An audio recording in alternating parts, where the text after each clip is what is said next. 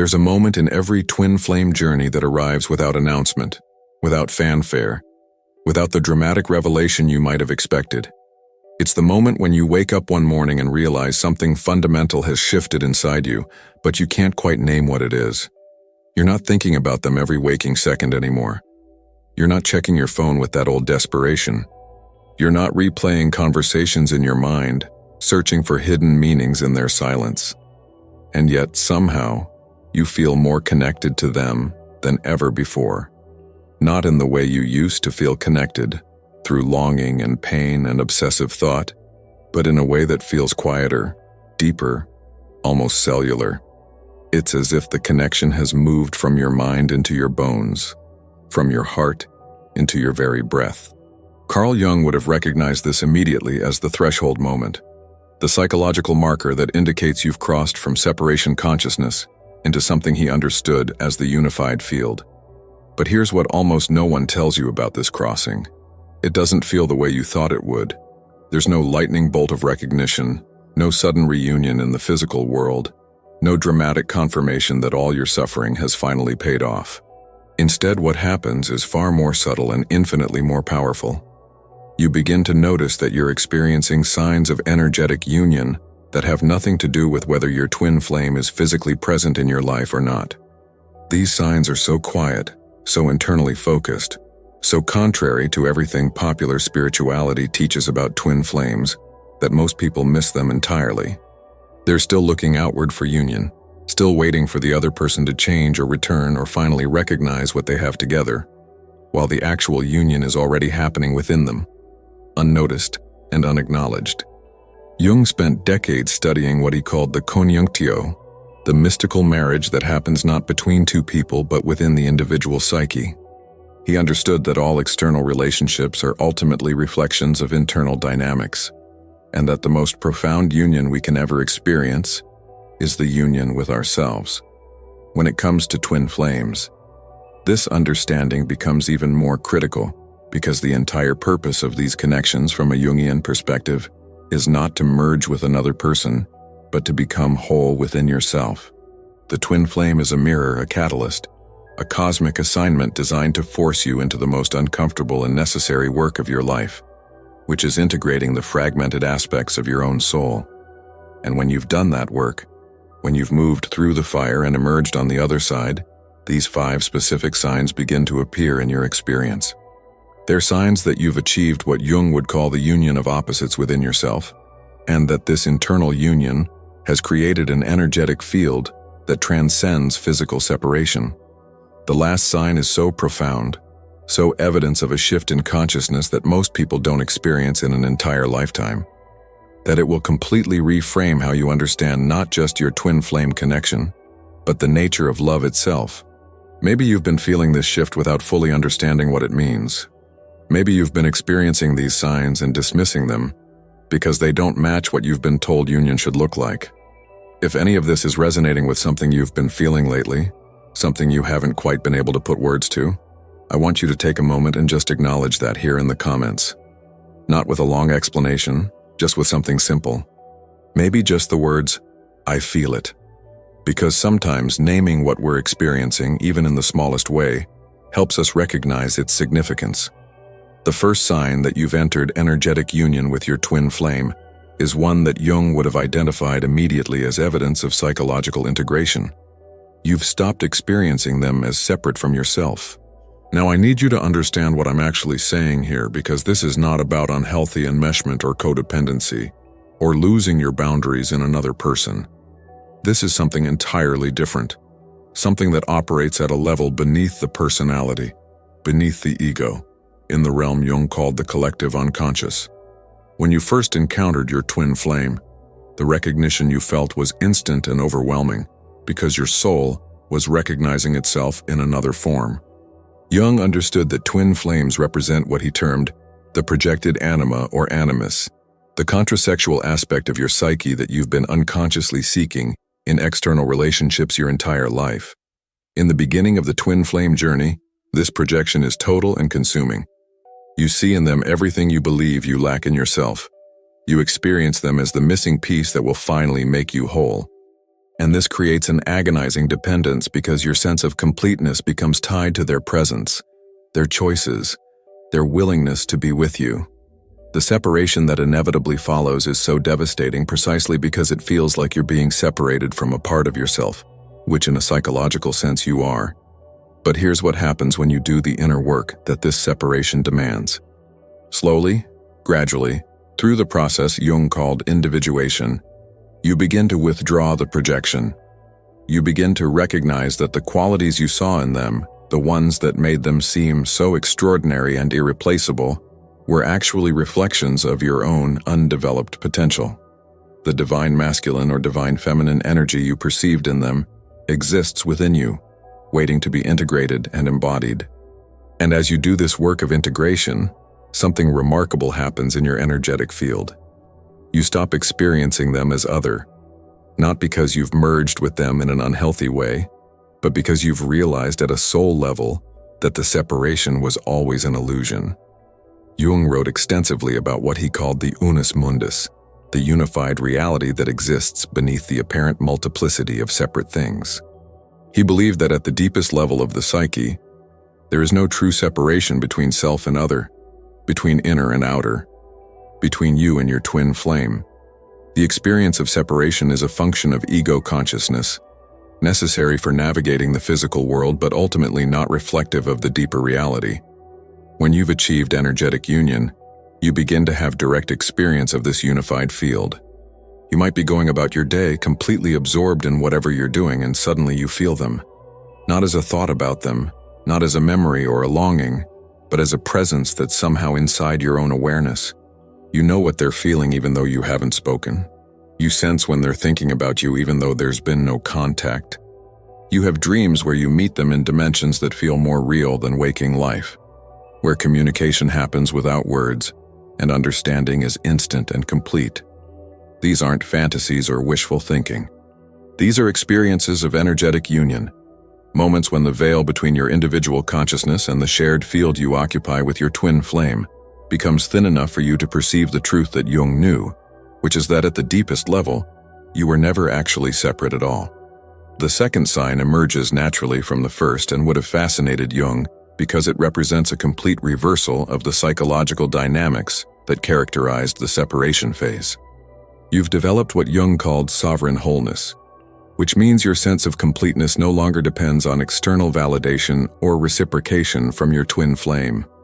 In the early stages of the twin flame journey, there's an almost unbearable hunger for recognition from the other person. You need them to see you, to choose you, to confirm through their actions that what you felt between you was real and significant. This hunger comes from a place of psychological incompleteness. You're still seeking in them what you haven't yet found in yourself, still trying to derive your sense of worth from their willingness to love you, still measuring your value by their presence or absence in your life. Jung understood this dynamic as the wounded child seeking the parent who will finally give them the unconditional love and acceptance they didn't receive in childhood. The twin flame becomes the ultimate projected parent, the one who carries the promise of finally healing that original wound. And when they can't or won't fulfill that role, the pain is excruciating because it reactivates every abandonment, every rejection, every moment of not being enough that you've carried since you were too young to have language for such feelings. But the work of individuation changes everything. As you gradually learn to give yourself what you've been seeking from them, as you develop your own internal masculine and feminine balance, as you become your own source of validation and worthiness, something shifts in the energetic dynamic between you and your twin flame. You stop needing them to show up in any particular way. You stop requiring them to acknowledge the connection or change their behavior or finally choose you. Not because you've stopped caring, but because your caring has transformed from desperate need into something Jung would have recognized as agape, unconditional love that doesn't require reciprocation to remain intact.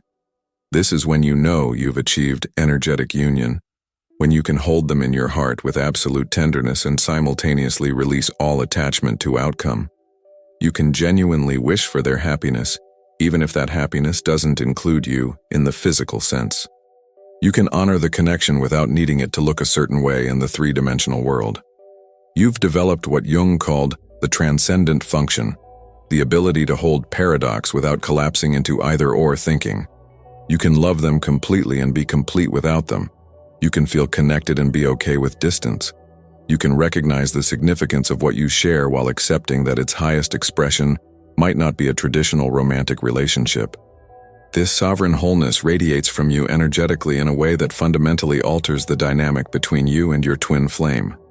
When you're no longer emanating need or desperation, or the energy of incompleteness seeking completion, when you're resting in your own wholeness while remaining open to connection, you become magnetic in an entirely different way. You're no longer trying to pull them toward you to fill an empty space. You're simply being yourself, and that self is now so integrated, so balanced, so genuinely complete, that the energy you emit is one of invitation rather than demand. Jung observed that when individuals achieve this level of integration, they often find that the external relationships that once seemed so crucial either transform into something healthier or naturally fall away, replaced by connections that match their new level of consciousness. With twin flames specifically, this sovereign wholeness often creates the energetic conditions for union to manifest in whatever form serves the highest good of both souls. The third sign is one that Jung himself experienced and wrote about extensively in his own journey of individuation, though he didn't frame it in twin flame terminology. You've stopped running from yourself. You've turned toward your shadow with courage and begun the work of integration that most people avoid their entire lives. Jung believed that the shadow, those aspects of ourselves we've rejected or repressed or refused to acknowledge, holds tremendous power over us until we're willing to face it directly. And twin flame connections have a way of dragging every shadow aspect you possess into the light, whether you're ready or not. In the beginning, it's easy to project all the shadow onto your twin flame, to make them the one who's wounded or unavailable or running, to position yourself as the awakened one who has it all figured out. But if you're honest, if you're willing to look at yourself with the same scrutiny you apply to them, you begin to see how the dynamic between you is actually mirroring internal dynamics you've been avoiding. Maybe you accuse them of being emotionally unavailable, while refusing to acknowledge how you've been unavailable to your own emotional needs your entire life. Maybe you judge them for running when you've been running from your own truth in subtler but equally significant ways. Maybe you blame them for not being ready, when you haven't been ready to do the deep inner work that real intimacy requires. The separation phase of the twin flame journey forces this confrontation with shadow in a way that few other experiences can. You're left alone with yourself, with no choice but to feel everything you've been using the relationship to avoid feeling. And if you stay with this process, if you resist the temptation to jump into another connection, or numb yourself with distractions, or create elaborate spiritual narratives that let you bypass the actual work, something profound begins to happen. You start meeting parts of yourself you've spent your whole life running from. The rage you've been afraid to feel. The grief you've kept locked away because you were taught it wasn't safe to fall apart. The shame that says you're fundamentally flawed and unworthy of love. The terror of being truly seen and still rejected. All of it surfaces, and you have to develop the capacity to hold it, to be with it, to let it move through you without being destroyed by it. Jung called this process the integration of shadow, and he believed it was absolutely essential for psychological wholeness. You cannot become whole by only accepting the parts of yourself that are easy to love. You have to find compassion for the parts that are messy and broken and difficult. You have to learn to embrace your own darkness with the same tenderness you offer to your light. And when you've done this work, when you've met your shadow and survived it, when you've learned to hold all of yourself with acceptance and love, the energetic shift is profound. You stop projecting your unhealed aspects onto your twin flame. You stop needing them to be perfect or to change into someone different. You can see them clearly, with all their humanity and flaws and wounds, and love them anyway, not despite who they are, but because of the wholeness of who they are. This is energetic union. When you've become whole enough within yourself to hold space for their wholeness without needing them to be anything other than exactly who they are. If you're reading this and recognizing that you've been doing this shadow work, that you've been brave enough to turn toward the parts of yourself you used to run from, I want to honor that. It takes tremendous courage. And if you're willing, share in the comments one thing you've learned about yourself through this journey. Just one insight that came from facing what you were afraid to face. Sometimes witnessing each other's courage helps us remember our own. The fourth sign that you've achieved energetic union with your twin flame is something Jung would have recognized as evidence of what he called synchronicity, operating at the highest level. You've begun to experience the connection as transcending normal rules of time and space. Jung spent years studying synchronicity, those meaningful coincidences that can't be explained by conventional cause and effect, that seem to suggest an underlying order connecting mind and matter, inner and outer, self and other. He believed that when individuals reached certain levels of psychological integration, they became more attuned to these synchronistic patterns, more able to perceive and participate in what he called the acausal connecting principle. With twin flames, synchronicity takes on an almost overwhelming quality. From the very beginning, the connection is marked by impossible coincidences, by meeting at exactly the right moment, by signs and symbols that seem designed specifically for you. But when you've achieved energetic union, the synchronicities shift in quality. They become less about dramatic external signs and more about direct knowing, about information that arrives through channels you can't explain rationally. You think about them and your phone rings with their name on the screen. You dream about them and wake to discover they were dreaming about you at the same time. You write something in your journal and later find out they wrote almost the exact same words in theirs. You have a sudden urge to go somewhere you don't normally go and you run into them, or you run into someone who has a message you need to hear about your journey. These aren't random occurrences. Jung would have understood them as evidence that you and your twin flame are operating within a shared field of consciousness, that the energetic union you've achieved internally is creating a kind of quantum entanglement where what happens in your awareness directly affects theirs and vice versa. This is one of the most validating aspects of energetic union, because it provides experiential proof that the connection is real, that it exists beyond your individual psychology, that there's an organizing intelligence at work in your life that's far greater than your conscious mind can comprehend. But here's what's important to understand about these synchronicities. They're not signs that you need to do something or that physical union is imminent or that you should reach out or take some action based on what you're perceiving. The synchronicities exist to remind you of the energetic reality of union, even when the physical reality looks like separation. They're invitations to trust, to surrender, to recognize that something much larger than your ego's agenda is unfolding through this connection. Jung believed that when we align with synchronicity, instead of trying to force outcomes through willpower, we enter into a state of flow where life begins organizing itself in ways that serve our highest development. With twin flames, this means trusting the intelligence of the connection itself, trusting that the energetic union you're experiencing is exactly what's meant to be happening right now, regardless of whether it's manifesting physically in the way you might have expected. You learn to read the synchronicities not as instructions for action, but as confirmations that you're on the right path, that the inner work you're doing is creating ripples in the shared field you occupy with your twin flame. That union is happening energetically even when separation appears to be the outer reality. This trust, this ability to surrender to the larger pattern while continuing to show up fully for your own life and growth, is itself a marker of energetic union. You're no longer trying to control or manipulate the connection into a specific form. You're participating in it as a co-creator, following the synchronistic breadcrumbs while remaining rooted in your own sovereign wholeness. The fifth sign is the one Jung would have considered the ultimate marker of individuation, the clearest evidence that you've achieved not just energetic union with your twin flame, but union with your own soul. You've developed what he called the transcendent function at such a profound level that you're now capable of holding space for paradox without needing to resolve it. You can be deeply in love with your twin flame and completely at peace without them. You can feel the intensity of the connection and maintain your own center. You can honor what you share while releasing all attachment to how it manifests in physical reality. This is the psychological territory that very few people ever reach, regardless of whether they're on a twin flame journey or not.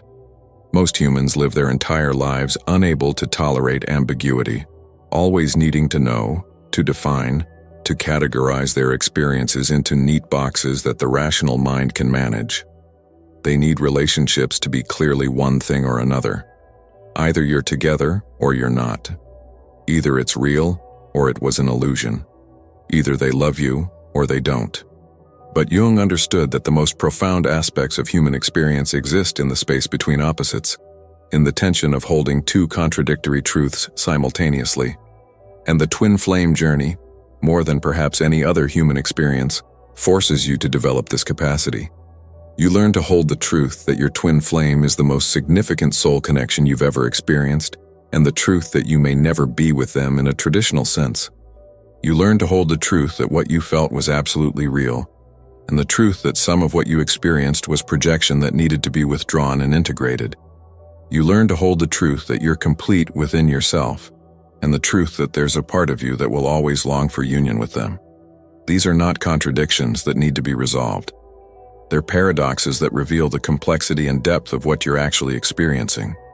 And when you've developed the transcendent function that allows you to rest in this paradox, when you've stopped needing to collapse it into a simple story your ego can control, you've achieved something Jung considered sacred. You've stepped outside the tyranny of either-or thinking and entered into the realm of both-and, where multiple truths can coexist without canceling each other out. This is energetic union at its highest expression. You're unified with your twin flame not because you've merged into one being, or because you're in physical proximity, but because you've both, in your own timing and your own way, reached a level of consciousness where you understand that union is not something that happens between two people. It's something that happens within each person, and when it happens within both, the energetic field it creates is powerful enough to transcend all illusions of separation. You might be on opposite sides of the world. One or both of you might be in other relationships. You might never speak again in this lifetime. And none of that changes the fundamental reality that at the level of soul, at the level of the unified field Jung called the unus mundus, you are already in union and always have been. The twin flame journey isn't about getting the other person to finally recognize and choose you. It's about doing the inner work that allows you to recognize and choose yourself so completely that union becomes your internal state of being, independent of external circumstances. And when you reach this place, when you embody this level of consciousness, you often find that the external circumstances begin to shift in ways you could never have orchestrated or predicted. Sometimes this means physical reunion, but in a form so different from what you imagined that you wouldn't have recognized it if you'd been attached to a specific outcome.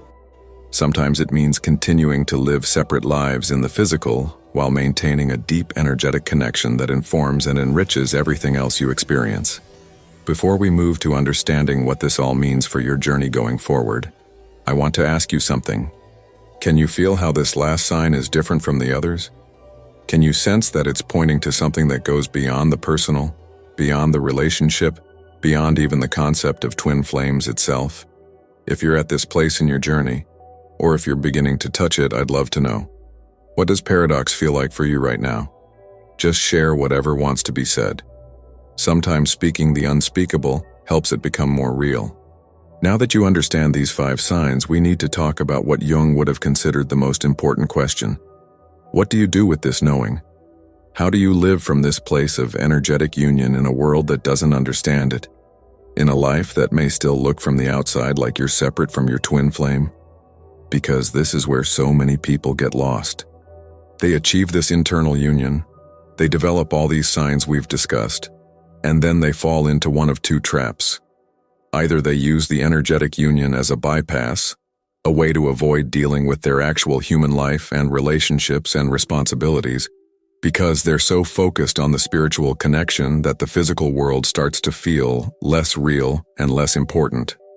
Or they become frustrated and disillusioned because they expected that achieving energetic union would automatically translate into physical reunion in a specific form.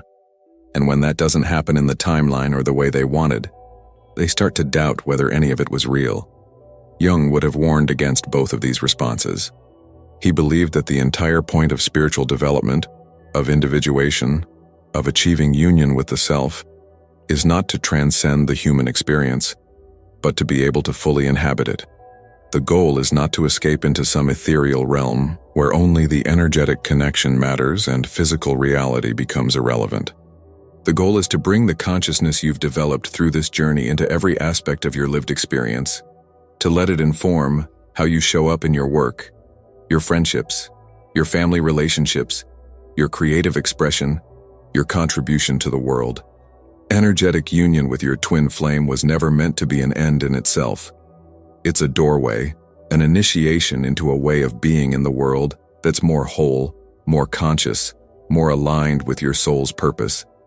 And the question you need to be asking yourself now is not, when will they come back or how can I make physical reunion happen? But rather, how can I embody this level of consciousness in all areas of my life? How can I take the lessons learned through this journey and use them to show up more authentically in every relationship I have? How can I honor the energetic union while remaining fully present to whatever is actually happening in my physical reality right now? Jung observed that individuals who successfully integrated their twin flame experience in this way often found that their entire life transformed in unexpected and beautiful ways. They attracted healthier relationships, or their existing relationships deepened as they brought more wholeness to them. They found their life purpose or their creative work reached new levels as they channeled the energy of union into tangible creation. They developed a quality of presence that affected everyone around them because they were no longer emanating need or incompleteness, but rather wholeness and peace. And yes, sometimes physical reunion with their twin flame manifested, but even when it did, it looked different than what they'd imagined because both people had evolved so much through the separation. Sometimes it manifested as a deep friendship rather than a romantic relationship. Sometimes as occasional connections that felt perfect in their timing and depth without needing to become something constant or conventional. Sometimes as parallel lives lived in energetic connection but physical distance, both people doing their work in the world while remaining tuned to each other at a soul level. The form doesn't matter. What matters is that you've learned to source your sense of union and completeness from within, rather than from external validation or reciprocation. What matters is that the twin flame connection served its purpose, which was to catalyze your individuation, to force you to become whole, to teach you what unconditional love actually means when it's no longer tangled up with need and projection and ego agenda. If you've recognized yourself in these 5 signs, if you felt the resonance of energetic union even as your external circumstances might still reflect separation, I want you to know something that Jung spent his lifetime trying to help people understand. You haven't failed. You haven't done anything wrong. You're not being punished or tested or kept from happiness. You're exactly where you need to be, learning exactly what your soul came here to learn. The twin flame journey is not a romantic fairy tale with a guaranteed happy ending in the form you might have expected. It's a spiritual initiation that uses the intensity of romantic and soul connection to break you open, to force you to confront everything you've been avoiding, to catalyze a level of growth that most people never achieve because they don't have a mirror powerful enough to show them their own unhealed places. And if you've done the work, if you've allowed the journey to transform you rather than destroy you, if you've achieved these signs of energetic union we've discussed today, then you've already received the greatest gift this connection had to offer. You've become whole. Not half of a couple waiting to be completed by your other half, but a complete being capable of unconditional love, capable of holding paradox, capable of existing in union with yourself and therefore with all of life.